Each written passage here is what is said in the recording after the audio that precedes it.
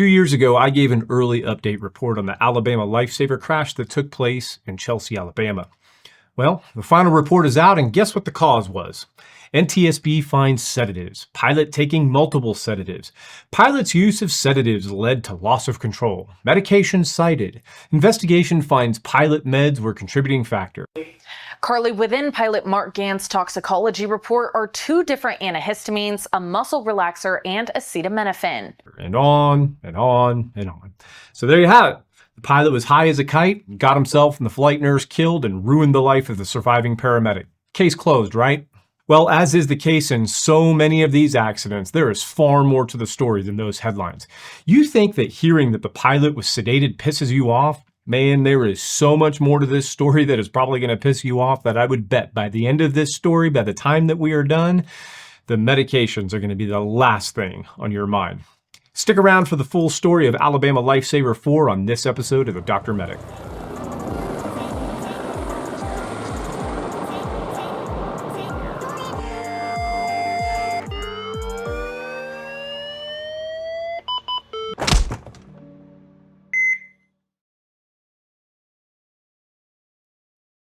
Now, as you can bet, and as is typical, the local media got a hold of this story and the NTSB report. They zeroed in on 2 or 3 key words and then blasted out headlines and punchlines that really do nothing other than to scare the public and infuriate those that know the truth. Hence, this is one of the reasons why this channel was started, was to put in the time to find out what truly caused an accident and then share it with hopes that there is just 1 in a million chance that someone, maybe a pilot, maybe a nurse or paramedic, maybe a mechanic, or maybe a CEO, that one of them out there will learn from that story and not make the same mistake again. If you're new to this channel, my name is Justin and I am a former flight paramedic and current academic researcher, and today I am telling the full story of the Alabama LifeSaver Air Ambulance Program crash that happened in 2023. The operator in this instance is Air Methods, and I have spoken about them at length on this channel. But the quick summary is that Air Methods is one of the biggest, if not the biggest, air medical provider in the entire world, with over 300 bases in 48 states in the United States alone between both rotor and fixed wing. Now, between all of those bases, Air Methods operates over 450 helicopters and fixed-wing aircraft. They also sort of have their own minor leagues, if you will, where they can get newer pilots tons of experience by flying tours with Blue Hawaiian helicopters out in Hawaii, sometimes in the very types of helicopters they might later fly in the air medical industry. They even have major contracts for outfitting military helicopters with medical interiors with their United Rotorcraft division. Now, they were originally a mom and pop organization way back in the day, then they became more corporate, then they went public, and then in 2017, they were finally bought out by a massive private equity company for a cool $2.5 billion. They operate all different models of air ambulance systems, including hospital-based systems under a hospital's name, community-based systems where they may simply be called Air Methods, or as is the case in this story, a community-based service with a local brand name, in this case, Alabama LifeSaver. Alabama LifeSaver has been covering pretty much the entire state of Alabama for nearly 40 years, with bases in Sylacauga, Evergreen, and Cusseta. Originally formed back in 1979 through the Caraway Hospital System out of Birmingham, literally under the physician named Dr. Ben Caraway. LifeSaver was then a true hospital-based air ambulance system for nearly 20 years when it was then sold to the fateful private company called OmniFlight in 2001. Now, OmniFlight themselves was eventually acquired by Air Methods in 2011, which has carried all the way through to today with the current program. But from the very beginning, this program has always been called LifeSaver, and there is a huge family atmosphere at this program with decades of experience between all of the pilots, the mechanics, the paramedics, and the nurses. Now, LifeSaver at one point had a fleet of Bell 206s as their main airframe, eventually switching to the Bell 407, which has an almost identical interior, although a little bit bigger but more horsepower, has 4 blades instead of 2, and the newer 407 GXI models also have the FADEC fuel management system. Now, just a few days before this accident occurred, after decades of flying the Bell 206 and then the Bell 407, they began flying the Eurocopter, now Airbus, EC-130. Now, this particular EC-130 was tail number November 231 Sierra Hotel and was a T2 model, signifying that it has a Turbomeca Aerial 2D engine making about 950 horsepower. This particular helicopter was built in 2014 and had accumulated 6,616 hours on the airframe. Now, remember from previous episodes that this 130 is sort of an extended variant of the AS350 family with a lot of the same components, specifically the engines, the transmissions, and the 3-bladed rotor system. Now, the 130 has a very unique look to it with this kind of fishbowl looking cabin, which was ultimately designed with the tour industry in mind, as 2 people could actually sit up front next to the pilot during tours, with the pilot sitting on the left side of the helicopter, which is not really the most common spot for a pilot to be sitting during single pilot helicopter operations. If there were 2 pilots, the co-pilot could sit over there for sure, but it's just a little unusual for single pilot. But that move was made in order to protect the collective from tourists and passengers, as with the pilot seated to the left, the collective is up against the left door and is well out of the way from any passengers, or in the case of an air medical version, any patients. Now, the cabin setup also allows for amazing outward vision with the giant glass windows, including some viewing windows that are facing directly up. Now, pay attention to those windows though, because they may be a factor later in the story. Now, the 130 also has the very distinctive fenestron tail, which makes it a bit quieter, maybe a little bit safer as well than other models, and also tends to catch a lot of wind during slow speeds. It's a great aircraft. I flew on the 130 for many patient flights, and I always enjoyed it. It was a little bumpy sometimes, but especially seated to the right, I was very comfortable where you can completely stretch your legs out. Now, the pilot in this accident was 63-year-old Mark Gann. Now, Mark was an extremely experienced instrument-rated pilot with almost 9,000 total hours. Now, he had 50 hours in just the previous 90 days. In fact, he had 25 hours of time in just the last 30 days. But his total amount of time in an EC-130 at the time of this accident was about 18 hours. Now, many of those other hours were flown in Alabama LifeSaver's previous model aircraft, the Bell 407. Now, both of these aircraft are perfectly capable and perfectly powerful aircraft, but they are different. They have different engines, they have different hydraulics, they have some other different systems, but more importantly, they just feel different to the pilot. And neither one of them typically comes with an autopilot, or more importantly, a stability augmentation system, otherwise known as SAS. For the rest of this story, we're just going to call that SAS. However, within the past decade, an amazing piece of technology has come out with the aftermarket autopilot system known as the Genesis HeliSAS system. Now, this HeliSAS system was installed on the previous Bell 407s that LifeSaver flew, as well as the newer EC-130s that they were going to be switching into. Now, just a quick word about switching aircraft. It's not uncommon for operators to have to switch aircraft. It's not, but there has to be reasons for it, and it has to be proper training, and we're gonna get to all of that soon, so just sit tight. Now, back to the HeliSAS system. Now, kudos to any and all of the air medical providers that pay the money to install these as an aftermarket system or an upgrade when they purchase it, as they absolutely and categorically can and have been the difference between life and death in some situations. But in most cases, the stability augmentation part of these autopilot systems just makes the helicopter much easier to fly and reduces the overall workload by adding an extra set of computer-controlled servos to smooth out the flight and control the helicopter. These systems not only reduce the workload on the pilot, but they can also include adding upper-level controls such as holding a certain altitude and maintaining a certain heading. Now, one of the HeliSAS's biggest benefits is its automatic recovery to near level flight feature, where if a pilot finds themselves in some terrible attitude or they become spatially disoriented, they can literally just let go of the cyclic and the helisas will return the helicopter to almost a perfect level flight. Super cool feature. Now, there are plenty of helicopters that have full IFR capabilities with the addition of the helisas system, which now costs anywhere from $60 to $95 or $100,000 per helicopter, by the way. Now you add that up across a fleet of hundreds of helicopters, and you're easily talking way over $10 million to outfit a complete fleet. Now, most of these big operators, specifically the really big ones like Air Methods and GMR, they are massive for-profit companies, and there is no way in the world they are going to make that type of investment into these aircraft unless it is truly just that, an investment. It's pretty hard to, track the data, but you can bet that a single helicopter crash with fatalities is going to cost an operator millions of dollars. Knowing that so many fatal crashes have occurred due to a pilot inadvertently flying in instrument conditions, and then making the terrible yet all too often decision to try and turn around, which eventually leads to the deadly left-hand turn that continues to descend until impacting the ground, killing everyone.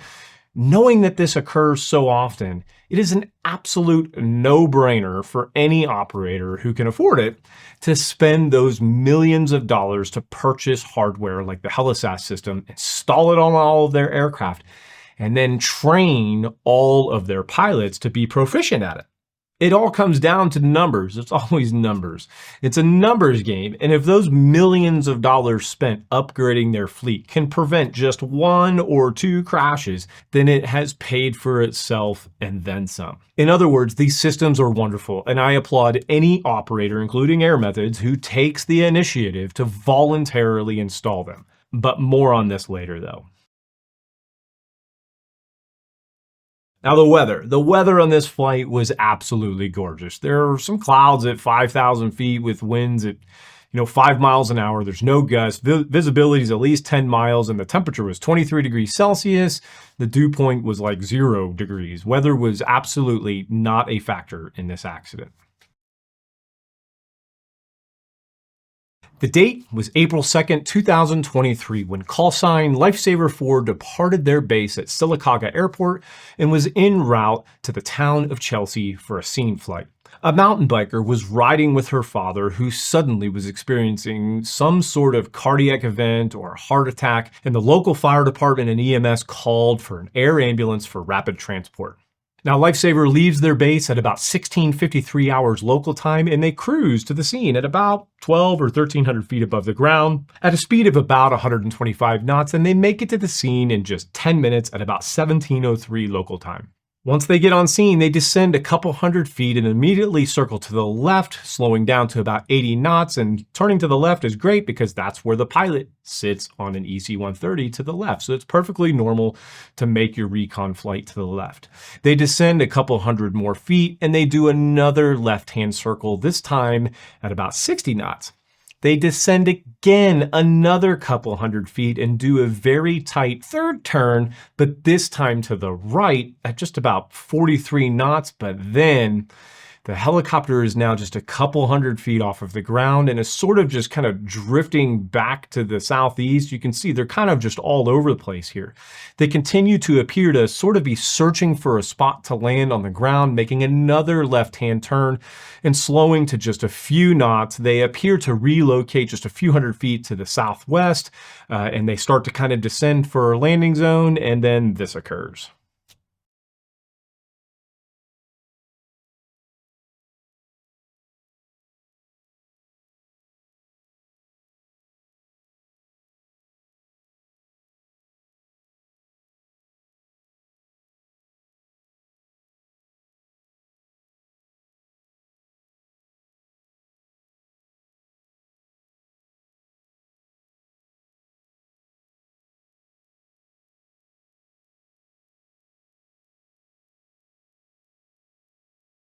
We can see that the aircraft drops right out of the sky, slamming into the side of the roadway directly on the front left of the helicopter, killing pilot Mark Gann from Sylacauga, Alabama, as well as flight nurse Adam Russell from Goodwater, Alabama, and ejecting flight paramedic Amanda Daniels, who amazingly survived this crash. Now, the aircraft is substantially damaged, and while the impact with the ground was severe and is what led to the fatal injuries for the nurse and the pilot, this helicopter was equipped with a crash-resistant fuel system, which, contrary to popular common belief, is not just the addition of a crash-resistant fuel bladder, but also includes new valves and some new plumbing, so that not only is the fuel cell itself a bit more protected, but so too are the fuel connections that go to and from the fuel cell itself. Now, this is only to say that the paramedic was not far from the crash wreckage and very well may have survived due to the fuel spillage being somewhat controlled. Now, this is just a bit of speculation on my own part, but comparing this wreckage that you can see here to the many other AS350 and EC130 crashes that have occurred at pretty slow speed without a crash-resistant fuel system, you can see that the difference in fire damage is quite substantial. So what happened? Well, why in the world were they circling so much and appeared to be kind of searching for a spot to land? Miscommunication, people aren't really on the same page. It's probably a little bit of both, kind of going back and forth. We'll kind of get into it here. You see, when this helicopter arrived on scene at 17:03, the helicopter crew was supposed to be in contact with someone on the ground.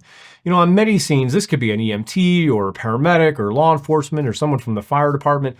Man, I've even been on scenes where the only communication was lights and hand signals from somebody on the ground. Now, in this case, someone from the fire department or maybe the EMS service was in some form of radio communication with this helicopter, speaking mostly to flight nurse Adam. But they were kind of sort of having difficulty at the beginning in finding a suitable landing zone. There was a couple landing zones that were set up, and Pilot Mark was like, man, I don't want to land right there, at least not with this aircraft, which we'll come back to that.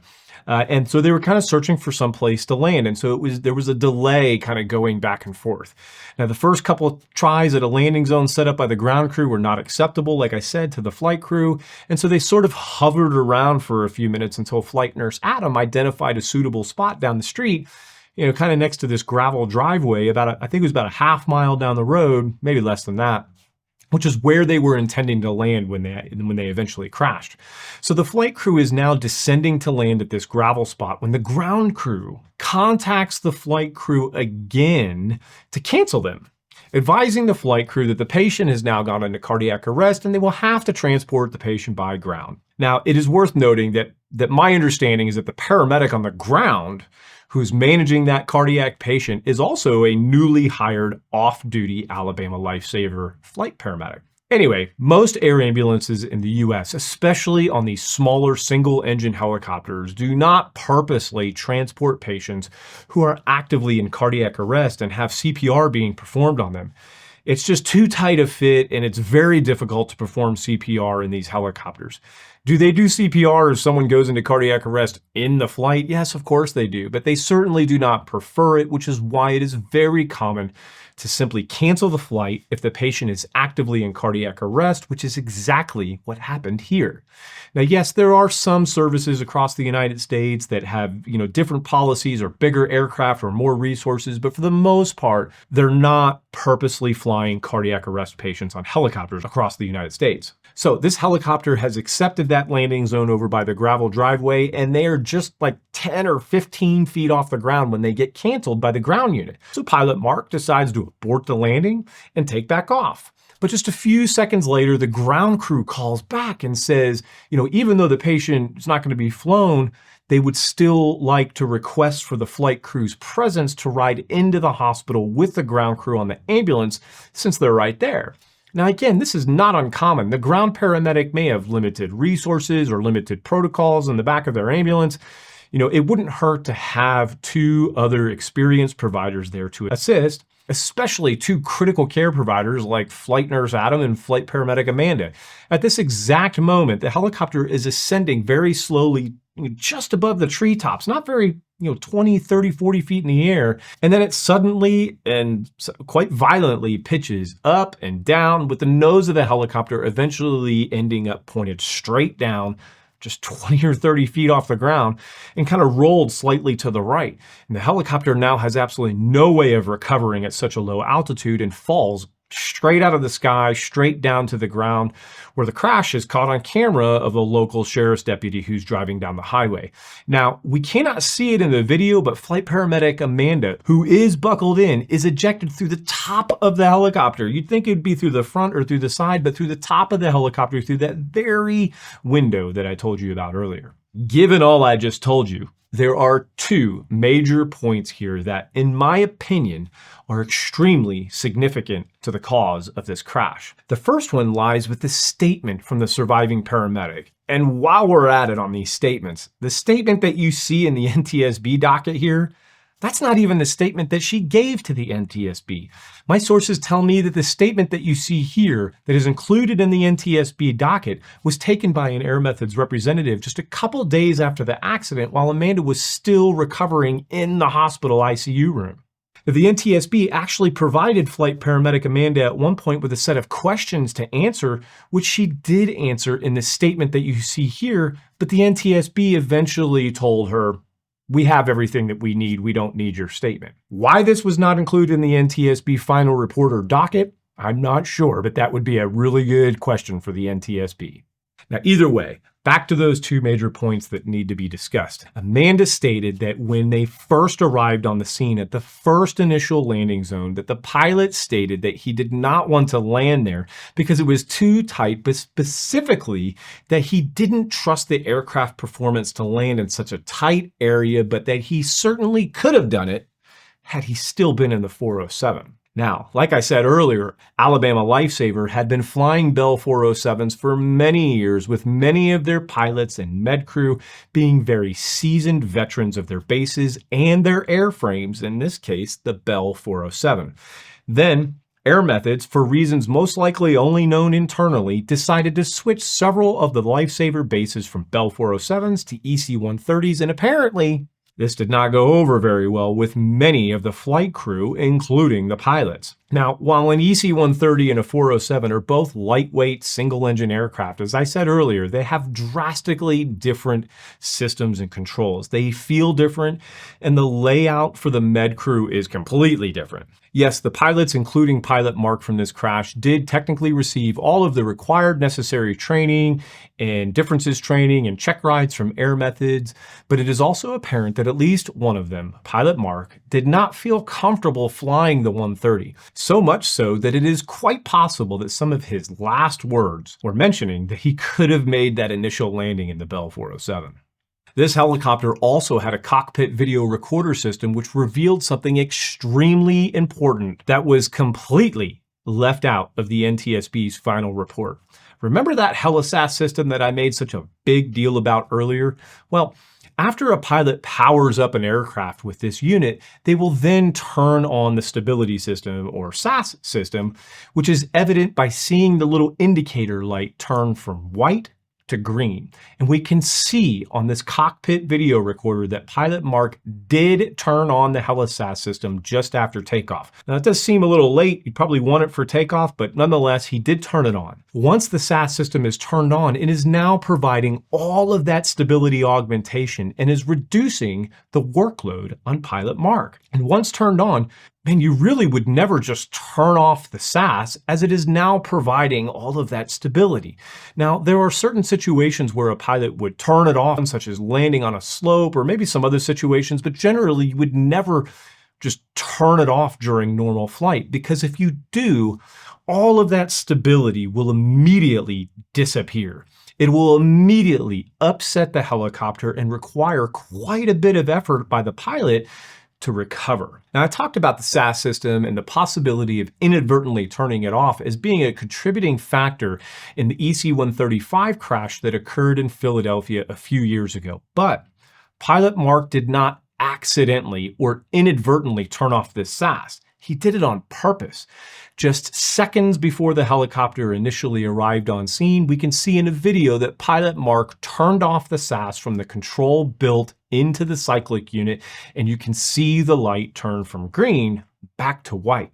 And he did this at a time where he is flying extremely slow and circling the landing zone searching for a suitable place to land. Now, I cannot think of a valid reason for him to turn this off unless he was uncomfortable with the feel of the EC-130 and turned it off to try and gain a better feel for his controls, because he may have been struggling with the feel of the helicopter. But even if he did turn it off in an attempt to get a better feel, he was actually making it far more difficult to control the helicopter compared to the rest of his flight. Now, yes, pilots fly EC-130s all day long without SAS, as they did not come with a SAS system in the first place, and probably most 130s do not even have it installed. But it's not about whether or not you can fly with it or without it. It's about how much the helicopter becomes upset when you turn it off and how much higher the workload is, especially as compared to the previous 10 minutes of the flight where the SAS was turned on. And also compared to having thousands of hours of experience in a Bell 407 and just 18 hours of experience in the EC-130. So, what does this leave us with? This leaves us with a helicopter that was flying just a few hundred feet off the ground at a very slow speed, very, very slow, searching for a suitable LZ and trying to figure out if they are even going to land or not. Are they still being requested, or have they been canceled? Are we transporting this patient ourselves, or are we riding in with the ground crew, and where are we going to land? Man, I've been in that exact situation, and it is stressful in itself, and it breaks the routine of what the crew was probably used to. Add on top of that stress the fact that pilot Mark is openly uncomfortable with this helicopter, and for some reason made his workload even higher by turning off the SAS, while also adding the small effect of having Flexeril and Benadryl in his system, as the toxicology report shows, and you have a recipe for absolute disaster. And that ultimately is exactly how this ended, in disaster. What was the NTSB's probable cause in this final report? The pilots delayed corrective inputs while maneuvering, which resulted in a loss of control. And contributing to the accident was the pilot's use of multiple sedating medications. Now, I agree 100% that the pilot lost control of this helicopter, which caused it to pitch up and down and then fall right out of the sky. But I believe the human factors related to stress played far more of a role in the pilot's actions than being under the influence of Benadryl. Yes, Benadryl certainly can aid in delaying the pilot's inputs, I'll give you that. But in my opinion, that Benadryl did not aid in this accident nearly as much as the stress that this pilot was under while searching for this landing zone. Not comfortable in this helicopter? Strike one. Back and forth and the confusion about the LZ and whether or not they're even going to transport the patient? Strike two. We should never really stick around for strike three. Now, here's a big one. You think that Air Methods and their executive team and the bosses knew about pilot Mark's and the other pilots and the med crew's uncomfortableness in this helicopter? Well, I have several confirmed sources that say and show that they absolutely did know. These sources and their information have been confirmed, and due to fear or retaliation and further legal action against them, they have all asked to remain anonymous. Now, due to some of the complaints about switching aircraft, once the pilots completed their differences training and check rides on the EC-130, Air Methods put a spare 130 at one of the bases as an extra aircraft and allowed the pilots to get more time in it and fly in it whenever they wished. Now, my sources tell me that these pilots flew these flights solo and did not always have check pilots or other check airmen with them. And now, while this is a costly resource that Air Methods did provide them, and I'll give them that, I'm just not sure that that was enough. If a new flight nurse who has no experience with like rapid sequence intubation tells their boss or educator that they are not comfortable with the RSI procedure, the answer is to give that nurse more education and more simulation and have an educator work with that nurse over and over and over again until that nurse feels absolutely confident and can proficiently perform the procedure. I don't really think that telling the nurse, hey, I left a bunch of RSI equipment out on the table for you to practice with, is going to cut it. Same thing goes for pilots who are telling their bosses that they are uncomfortable with the aircraft. They need training and simulation and check rides, not just a spare helicopter that's sitting outside to go practice in. This helicopter crash, again, it took place just a couple days after this base switched from the Bell 407 over to the EC-130. And remember that this accident took place on April 2nd. Is it possible that Air Methods executives were somehow unaware of how uncomfortable Pilot Mark was in this aircraft? Was it possible that Air Methods executives were unaware about how stressed out the entire base was, not only about the sudden switch in their airframes, but also super stressed that their longtime base is now also about to be relocated? No, it is not possible, because the CEO at the time, Jalen Williams, was informed about these issues just a few weeks prior to this accident. I say a few weeks, this is like eight or 9 days. She was told that the pilots and the med crew at this base were under immense amounts of stress related to the aircraft change as well as the relocation of their base.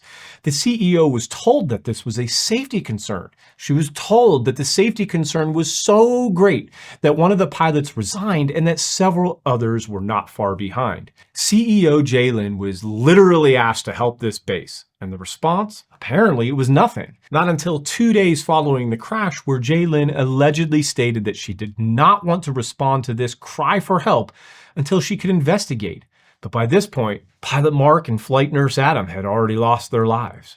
I wouldn't be telling you this if I didn't have the proof. Now, on top of this, while the Sylacauga base remained out of service to grieve and regroup following this crash, another EC-130 was placed at another Alabama LifeSaver base.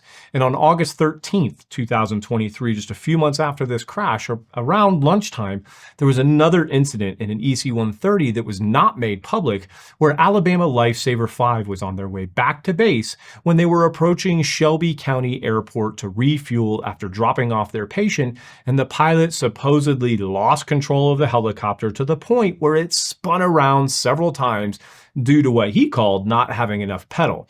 Now that scared the med crew so much that they rented a car and drove themselves back to their base. The fuel truck driver, who was sitting there refueling the helicopter and watched everything happen, was even quoted as saying that was some wild flying there. And then he told both of the med crew that if he ever gets sick, don't fly me like that. Now, I did reach out to Air Methods with specific questions and a comment about all this, about everything in this story, and I did not receive a response. Now, I have talked about this on this channel over and over and over again, but in case this is your first time watching, we have to remember that pretty much everything that we're doing with aviation and technology and paramedicine, it's so new in the grand scheme of time and history.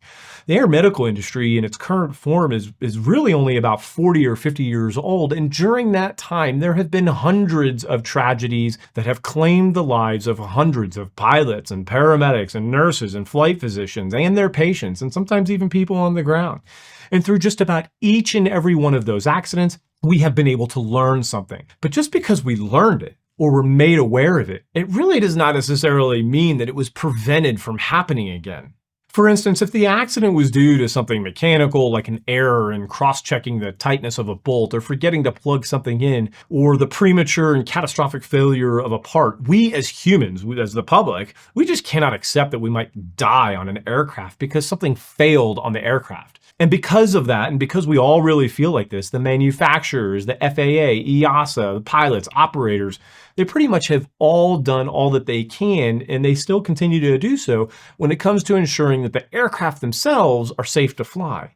But because human factors are far more complicated, many members of the public, and even those in the industry, sometimes seem to have a bit of a different threshold of acceptance when it comes to a human factors versus a missing part cause of a crash. Now, this is most likely because human factors causes of these accidents, it's a bit more nuanced, a bit more complicated. And oftentimes, it takes far more investigation into the overall cause of the accident. It's pretty easy to get a blood test and find that Pilot Mark had too much Benadryl in his system, and somehow Mark and Adam are now dead because of it. I guess it makes for an easier probable cause. Maybe it's an easier way to blame all of this on the pilot. And it obviously makes for catchier headlines and clickbait titles for all of those media sources out there who spend 5 seconds investigating a story. But it's wrong. Searching for a scapegoat has always been easier than searching for the truth. It is Mark's fault for taking certain medications and not reporting it, 100%. But Mark, Adam, and Amanda, I believe they were all placed into an immensely stressful situation, and it is my opinion that that was not their fault. In my opinion, all operators can do better when it comes time to prepare everyone on that helicopter for the stress that they will eventually incur when presented with a situation like this. We simulate and train and educate till the cows come home when it comes to doing advanced medical procedures, especially for things like RSI, which for all you non-med crew is typically an elective procedure where paramedics or nurses or physicians chemically sedate and paralyze someone, take away their ability to breathe, and then place a breathing tube. RSI is a complex procedure with a million steps and quite literally an infinite amount of methods to accomplish the task, and the entire thing can take 10 to 15 minutes. It's high risk, it's stressful, and the consequences of screwing it up are so severe, like a patient dying, that pretty much every air ambulance service simulates it over and over and over and over and over again with all of the med crew, so that when the time comes to actually do it, which they do it all the time, they're comfortable with it. They can adapt to problems that arise during the procedure, and most importantly, they can take that stress that they feel and channel it towards staying sharp and making appropriate clinical decisions that require critical thinking. I categorically implore all air ambulance operators to spend more time simulating and practicing crew-related situations that are high risk and low frequency, i.e. multiple unacceptable landing zones in a new and unfamiliar helicopter with a back and forth understanding, with a back and forth misunderstanding of whether or not the helicopter will even be landing or transporting a patient, and practice them together and make it stressful. Simulation and practice should be stressful. That way, pilots and med crew are far more prepared to face the stress when it happens in real life. Contrary to popular belief, we do not rise to the occasion. All humans fall to our lowest level of training when placed under immense amount of stress. There are some shining lights and silver linings to this story though as well. The sole survivor of this accident, flight paramedic Amanda Daniels, has made a recovery, and I believe that she still works for Air Methods as a clinical educator. Following this crash, this Sylacauga base stayed out of service, I think for 6, 7, 8 months while they grieved the loss of their coworkers and searched for ways to regroup and get back to work. It's my understanding that the full-time folks at this base, they continued to get paid by Air Methods during this time, even though they were not flying. And I think that's an amazing thing. And when they did go back in service, Air Methods put them back in the Bell 407. Presumably, not because it's a better aircraft, but because that is what the LifeSaver crew felt more comfortable in. It's a terrible tragedy, but lessons to be learned here for sure. We have to learn these lessons. Everyone fly safely, be glad to live another day, hug your kids.